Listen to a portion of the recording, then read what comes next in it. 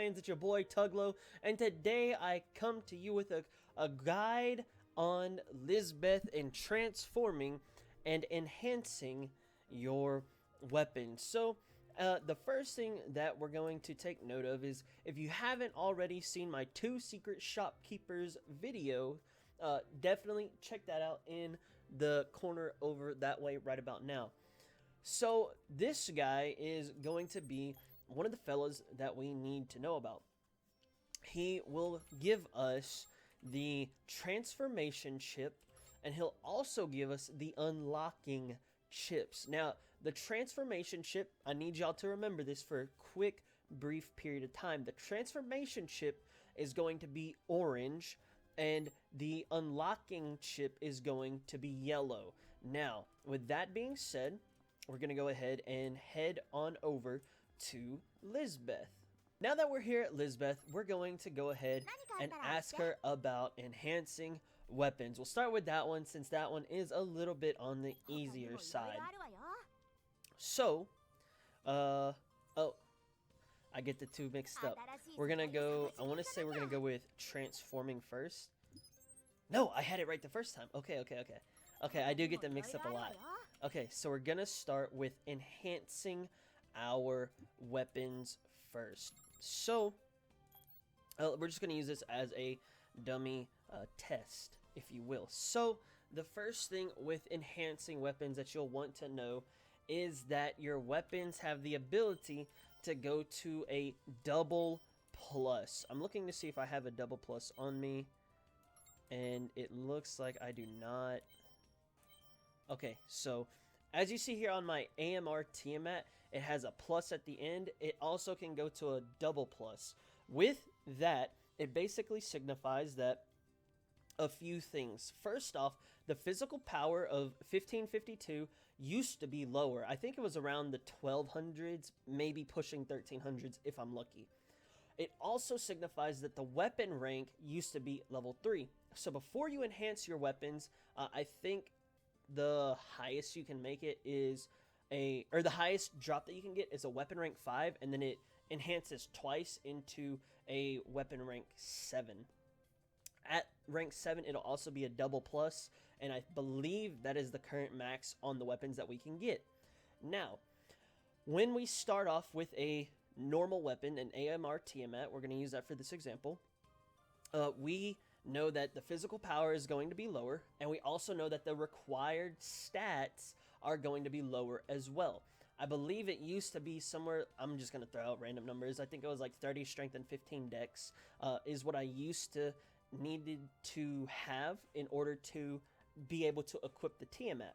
Once you enhance your tiamat, or whatever weapon, your required stats will go up. Also, the physical power will go up. On top of that, your weapon ranks will go up as well. Now, let's go ahead and take a look at what it looks like to upgrade these weapons, or enhance these weapons. Now, as you can see here, we have 3 different formulas. We have Formula 1, Formula 2, and Formula 3. Now, some of these materials, not all of them, are going to be available at the shopkeeper that I was just previously at, that I told you to remember orange and yellow with. So some of these are able to be bought from that fella over there. Now, with the basic enhancement material at the very bottom for Formula 3, you can only get 10 of them from the blue-haired girl that's standing in the middle of the governor's office. You can only buy 10 of those, and those are going to be pretty pricey with different metals that you have to use to buy them. So, the next best thing, let's say you find, 10 different weapons that are all super OP at the given time, and you say, okay, I'm just going to use those and upgrade all of those, right?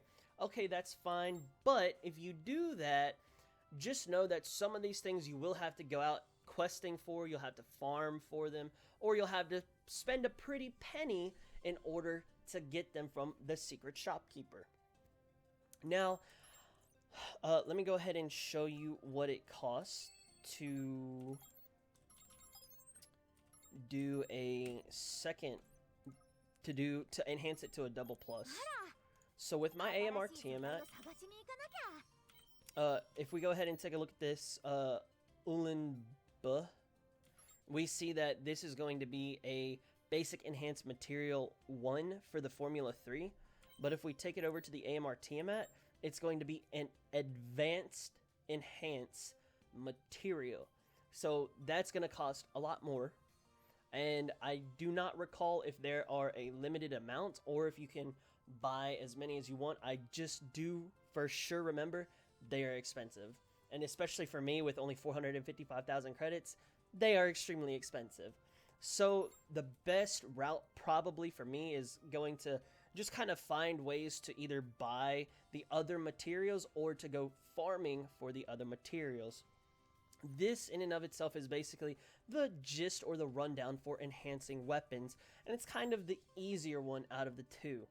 Now, for transforming weapons, this is where we can get a, pretty technical, pretty dicey. So, the transformation chip that I said was orange. You see I have 62 of them. Now, you can get those, I believe, from just running quests, whether they be treasure hunting, player kill quests, finding certain things of that nature that you can find from the go into Kirito's room. You have the PvE, PvP, and the treasure hunting quest. I believe those drop some of the transformation chips, which are the orange ones. So these orange chips are going to be pretty dang useful for transforming weapons. And last night I went through this whole spiel of like figuring all of this out, and I probably wasted at least like 30 transformation chips. Now, with creating and transforming your weapons, they do cost a pretty little penny. They're not too extremely expensive, but if you are kind of tight on money, you do want to be efficient as possible. So, I do want to show you the things that I learned after wasting a lot of the transformation chips. Starting off with the transformation chips, let's say, as you can see here, my ammo acquired is 117%, okay? So let's say I wanted to make that better. I could choose this weapon, and once you choose the weapon that you're going to transform, at the bottom, your total, you'll see it costs 2,000 credits, and then it's going to cost 5 transformation chips. So that's all fine and dandy. Now, let me go find one with ammo acquired. Here we go. So on the ammo acquired, we can always bump it up more and more and more and more. Even if the current one that you're transforming it into is lower, it will still boost your stats upwards. So as you can see here, we have that 117, and if I were to transform the Lupus's ammo acquired onto the AMR tiamats, it will boost it up even further to 127%. Now, let's say you have a weapon that does not have the ammo acquired, and let's just say that that's what you want. So, or we're gonna do that one, and then we're gonna do another scenario. So let's say that this doesn't have the ammo acquired, so we're gonna do it like this. The ammo acquired, you can easily just pick whichever one that you don't like. So let's say, for instance, damage from mechs. We'll take the damage from mechs, put the ammo acquired, and you notice it puts on that 31.58% straight onto the LMG Ulanba. Now, let's say we're in the reverse. Let's say I have my Lupus, and I want to put the ammo acquired of 117% onto the Lupus. So we can go ahead and do that. With this, we have the ammo acquired of 31.58, and I'm going to put that 117 on there. But it only makes it 44%.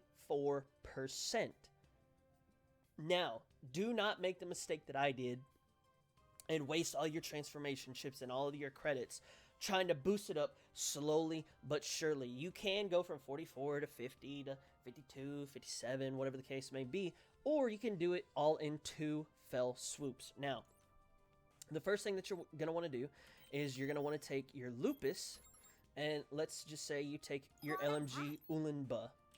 You'll take the ammo acquired, and then you will get rid of it with, let's say, ammo capacity. Now, I'm not going to do that for this, because I want to keep these for right now. But let's just use this for an example. Now, I'm going to continue through and transform it, and now the lupus does not have any ammo acquired. So once it has no ammo acquired, we are going to we would go to the AMR tiamat, and let's just say, for instance, it was the ammo capacity, and now we would put the ammo acquired from the AMR tiamat onto the Ulan-Ba. Now it gives me that 117.26. So let's say, for instance, you have this godly weapon and you have everything on there except you want to add a little bit of critical damage. Instead of, adding it on little by little, wipe whatever thing off that you want to increase, put a bigger one on top of it, and then you'll save a lot of transformation chips. Now, these little yellow chips, Lord have mercy, unlocking chips, I think that's what they were called. I believe they were called the unlocking. The yellow ones in the top right-hand corner. This one took a little minute to understand. So, as you can see here, we have a total of 8 base memory, or 8 chips on the left-hand side for the Ulan-Ba. Now, if we were to click it, it says you cannot convert any more memory slots onto this weapon. Now you say, well, what if I don't like the trade value? What am I supposed to do? Well, I got some bad news for you. You're out of luck. You're going to have to go back and RNG farm until your unlocking chips are what you want. That's the first thing that you have to do. If we are to take a look at this SPB rapier, let me see if I can even click onto it. Okay. Okay, let's just use this. This SPB rapier double plus. Now, we do notice that we have 2 unlocked chips on the left-hand side. Now, the thing with this is that however many chips there are, half of them have to be locked. Okay, so I have 2 here, 2 total chips, so that means I can unlock either one of these and then fill it in with something else on the right-hand side. So let's say I don't like damage versus life forms.